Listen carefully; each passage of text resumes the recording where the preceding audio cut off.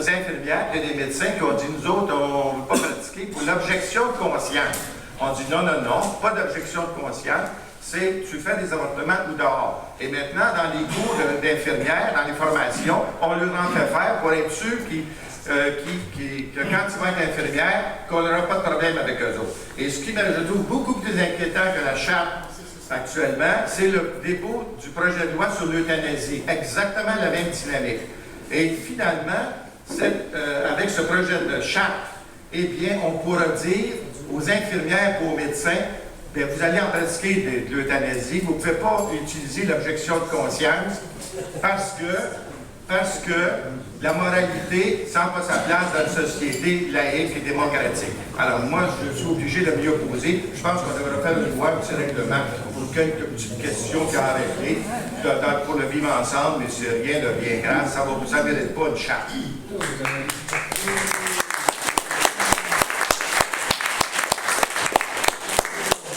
Jean-Guy Mercier. Maintenant, nous passerons à Mme Sabrina Langlois, qui est infirmière en santé mentale. Et de votre côté, il y a un micro. Alors, j'interviendrai seulement pour présenter les dernières personnes. Excellent. Bonsoir tout le monde. Je ne m'attendais pas à ce qu'il y ait autant de monde ce soir. Comme on l'a précisé, moi je suis infirmière. Du domaine où je travaille, puis de par ma formation, on a appris, puis on applique régulièrement la laïcité au travail, dans le sens où on soigne les gens sans égard à leur religion ou pas sans égard, mais sans discrimination face à leur religion, à leur croyance ou à leur mode de vie. Puis, quand j'ai entendu parler de la Charte des valeurs québécoises, je m'attendais un peu à ça. Je m'attendais à voir qu'on accepte, qu'on tolère les choses jusqu'à un certain point, qu'on respecte les gens dans leurs croyances.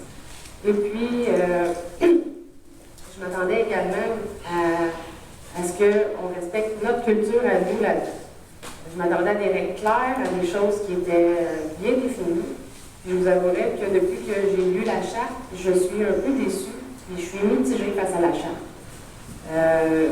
Les règles qui sont présentées ne sont pas claires, c'est très flou, puis ça laisse place à beaucoup d'interprétations. Comme M. Mercier l'a mentionné tout à l'heure, en invitant une charte qui pourrait aller au-delà de la loi ou par-dessus les lois qui sont déjà présentes actuellement, on se retrouve avec un risque d'interprétation qui pourrait mener à des choses qui sont contre notre morale ou du moins contre ce qui est éthique au niveau de la profession.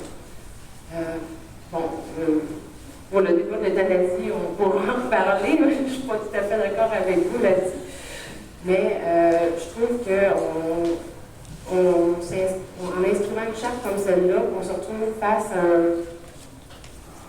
un flou qui va être juste aussi flou qu'il était à la base. La charte n'est pas suffisamment précise pour qu'elle soit appliquée correctement, à mon sens. Puis on va se retrouver avec les mêmes débats sur les accommodements raisonnables. Parce qu'il y a d'ailleurs une zone dans la charte qui parle des accommodements raisonnables qui devront être légiférés, mais de quelle façon, on ne le sait pas. Je trouve que c'est vraiment... C'était une bonne idée à la base, qui malheureusement s'est mutée en une espèce de monstre qui va mener à on ne sait quoi, et une espèce de chasse aux sorcières face aux religions qui sont pas catholiques à mon sens, parce qu'on met des exclusions sur la religion qui était ici à la base. Mais il n'y a pas d'accommodement possible pour les autres. J'y vois vraiment une espèce de chasse aux sorcières là, contre la religion musulmane, entre autres, qui ont un signe qui est très distinctif par rapport au voile. Et je trouve que c'est de la discrimination, puis que ça va à l'encontre de la Charte des droits et libertés qui est déjà en place actuellement. Une minute. Qui couvrait déjà, en fait, à mon sens, le débat qu'on a actuellement, c'est-à-dire on ne veut pas de discrimination sans égard à la race, sans égard à la religion, sans égard à quoi que ce soit, mais avec la charte, on se retrouve avec la possibilité de discriminer certains signes pour certaines personnes. Puis je trouve que les signes religieux ostentatoires ne sont pas bien définis. Qu'est-ce qui est ostentatoire, qu'est-ce qui ne l'est pas? Je donne quelques exemples sur le site internet de la charte, mais c'est rien de concret, il n'y a pas de mesure. Est-ce qu'une croix de 2 cm, c'est pas ostentatoire, puis si elle en a 5, elle devient ostentatoire? On ne le sait pas, c'est pas défini, il n'y a rien là-dessus. Puis de toute façon, je me vois un petit peu mal me retrouver avec nos règles à vérifier que tout le monde, en rentrant au travail, se conforme à la règle actuelle. Donc, le flux de la charte fait que je ne suis pas tout à fait en faveur de la charte. Merci beaucoup, Mme Langlois.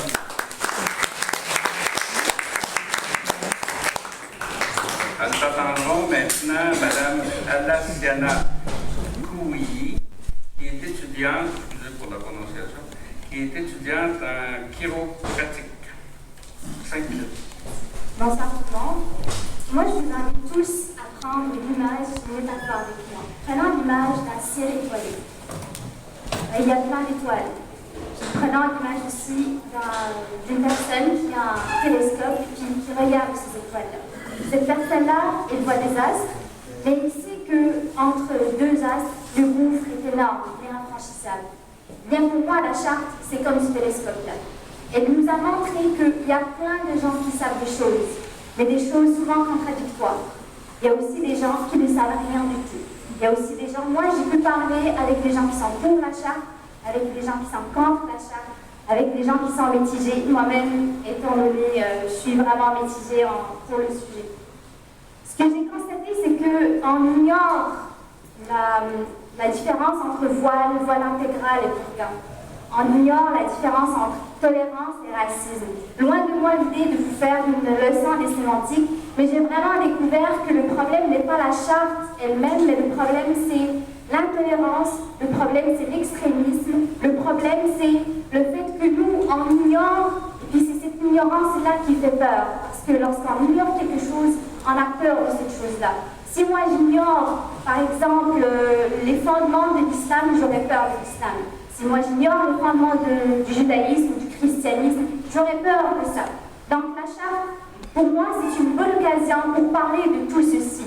Je trouve que pendant longtemps, on a adopté la théorie du bulldozer. Vous savez, lorsqu'on a vraiment un tas de sable, on ramène un bulldozer et puis tout ce qu'on fait, c'est qu'on pousse ce sable-là. Mais à un moment donné, on va le retrouver. Donc, avec cette charte-là, c'est le moment pour dire non à la théorie du bulldozer. Il faut vraiment qu'on lève le voile sur tous les lundis. Il faut vraiment qu'on sache cette charte. Pourquoi? C'est pas seulement pour interdire les signes religieux. Est-ce que c'est juste pour interdire les signes religieux, quelle que soit la religion, ou est-ce qu'on a peur que telle ou telle religion puisse prendre le contrôle? Je ne fais pas de la politique, je suis une femme de science, je vivrai et je mourrai comme une scientifique. Donc pour moi, la charte, on devrait en parler en dehors de la politique, on devrait en parler en tant que société. Et surtout, on devrait être conscient qu'il n'y a pas de gagnant ou de perdant. On n'est pas dans un combat. Soit c'est la charte qui passe dans ceux qui sont pour, soit il ne passe pas ceux qui sont contre. Il faut vraiment être conscient que soit on gagne tous, soit on perd tous. Parce que si on est mitigé, une société qui est mitigée, c'est une société qui n'ira pas vers de l'avant. Et une société qui est unie, quelle que soit la religion, quels que soient les courants de ses membres, c'est une société qui ira vraiment très loin. Moi, j'aime le Québec parce que c'est une province, et j'aime aussi le Canada parce que c'est un pays qui peut être phare de l'Amérique, phare du continent américain, que ce soit l'Amérique du Nord, l'Amérique ou l'Amérique du Sud. Donc moi, je me dis qu'il faut vraiment s'asseoir. Et puis, on n'a pas besoin nous n'avons pas besoin d'une solution dichotomique, soit oui ou non. Nous avons besoin de repenser la chose. Nous avons besoin de balises. Appelez ça comme vous voulez. Appelez ça charte, appelez ça code de conduite, appelez ça critères, appelez ça comme vous voulez. Nous avons besoin de balises qui vont permettre à tout le monde de cohabiter sans piétiner sur les droits des citoyens, sans piétiner sur le droit d'avoir une religion, sans piétiner sur le droit de vivre dans une société solidaire. Puis aussi, il y a beaucoup de gens pendant des centaines d'années qui ont combattu pour que nous puissions vivre dans une société comme ça. Le fait de diviser cette société que je dis que vraiment c'est comme dire à ces gens-là qui sont morts pour une belle cause, ben, votre mort est vaine. Fait que j'aimerais bien qu'on dise non à la théorie du bulldozer. Merci.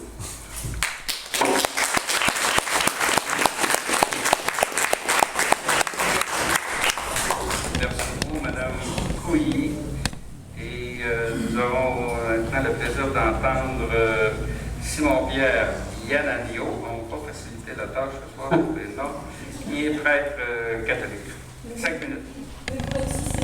Oui. Merci. Félicitations. Moi, je suis curé à la cathédrale ici à côté. Là. Je viens du Congo, mais là, je suis prêtre, mais je parle à mon nom personnel, pas au nom de l'Église catholique. Et comme je n'ai pas connu Duplessis, c'est la noirceur, donc je pense que je vais jouir d'une certaine présomption d'innocence par rapport à ça. Moi, ce qui me frappe dans la charte, je veux dire, le premier principe pour moi, c'est que chaque peuple a le droit de définir ses règles de vie. Tout peuple souverain a le droit de faire ce travail. Il est donc important. Mais la deuxième chose que j'ajoute tout de suite, c'est que quand vous commencez un débat comme ça, il faut avoir conscience des risques. Et le premier risque qu'il y a, c'est l'amalgame. On mélange tellement de choses au point qu'on ne sait plus de quoi on parle. Est-ce que le problème, c'est quoi? Quel est le problème exact qu'on veut résoudre? Est-ce que c'est la religion en tant que religion dans sa quintessence qui pose problème? Ça, c'est un débat sur l'athéisme. Est-ce que c'est la religion qui interfère dans la gouvernance du pays? Ça va être un débat sur la laïcité. Est-ce que c'est l'arrivée massive des immigrants qui viennent d'ailleurs avec leur religion qui fait problème? C'est un débat sur l'immigration, il faut le poser comme débat d'immigration. Et en même temps, il faut être honnête, est-ce que ce sont toutes les religions qui posent problème? Est-ce que tous les signes religieux posent problème ou une religion ou un signe? Attaquez-vous à ça. Cela dit, si on ne fait pas attention à ça, l'amalgame conduit à quoi? Conduit à mettre ensemble, dire bon, en Algérie ça se passe comme ça, et donc ici ça va se passer comme ça. En France ça se passe comme ça, ici. Le Québec a fait partie de la Nouvelle-France, mais le Québec n'est pas la France. Et si vous prenez des solutions au Québec pour résoudre des problèmes qui se passent en Afghanistan, je trouve ça dommage parce que vous attirez ces problèmes ici. L'autre chose que je voudrais bien souligner, après ce risque-là d'amalgame, il y a un deuxième risque, c'est l'explosion sociale. La question des valeurs touche à la question de l'identité. Et la question identitaire est explosive. Je viens d'un pays, le Congo, où il y a la guerre, et ça tourne autour de l'identité. Parce que qui dit identité-valeur, ça veut dire une identité qui s'oppose à d'autres identités. Et ça, si vous ne gérez pas bien, ça finit par susciter des passions, des tensions, qui peuvent aller jusqu'à ce qu'on a vu là à Québec ou ailleurs, où les gens ils se maîtrisent. Donc faire attention à l'explosion sociale et ne poser cette question que si vraiment vous pensez qu'il faut la poser. Autrement, ça risque de produire l'effet contraire à ce que vous recherchez comme Québécois. Vous voulez la cohésion nationale, il faut avoir peur de tomber dans l'autre risque. Le dernier risque que je vois, c'est un risque de positionnement. Ça veut dire, à partir du moment où le gouvernement dit ce que nous voulons, c'est la neutralité de l'État, il y a un risque d'altérer la notion de neutralité. Parce que la neutralité ne veut pas dire prendre parti pour. La société québécoise est multicolore. La société québécoise accueille toutes les cultures qui viennent d'ailleurs. Vous êtes un peuple de plusieurs horizons. Alors, l'État devrait plutôt protéger les particularités en tenant compte de qu'est-ce qui met en danger les Québécois. Quelque chose qui ne met pas en danger les Québécois, devriez éviter de ne pas trop aller pour cela. Je vais terminer peut-être par l'élément qui me paraît un peu fondamental dans tout ce débat. C'est que le gouvernement du Québec dit qu'il faut protéger les gens des religions, parce que les religions sont obscurantistes. Mais le gouvernement utilise des méthodes religieuses. Le système des dogmes, c'est ce système de l'Église. Ça. Dieu existe, on n'a pas à démontrer ça. C'est comme ça, vous croyez, vous ne croyez pas. Quand le gouvernement arrive et dit toute personne sur qui il y a un signe religieux est automatiquement partiale. Ça me paraît un peu dogmatique. Toute femme qui porte un voile est automatiquement dominée. Ça me paraît un peu dogmatique et je trouve dommage qu'en combattant l'Église, on puisse aussi utiliser des méthodes de l'Église. Je vais terminer en disant, l'Église, là, moi je suis prêtre, je prépare une thèse à l'Université Laval. Il ne faut pas croire quand même que tous les curés, tous les religieux, ils sont contre la nation. Tous, nous sommes pour la laïcité. Mais laïcité et athéisme, c'est différent. La laïcité radicale, elle a le droit d'exister, mais il faut qu'elle existe à côté des croyants. Et c'est ça que je pense, moi, personnellement. Merci.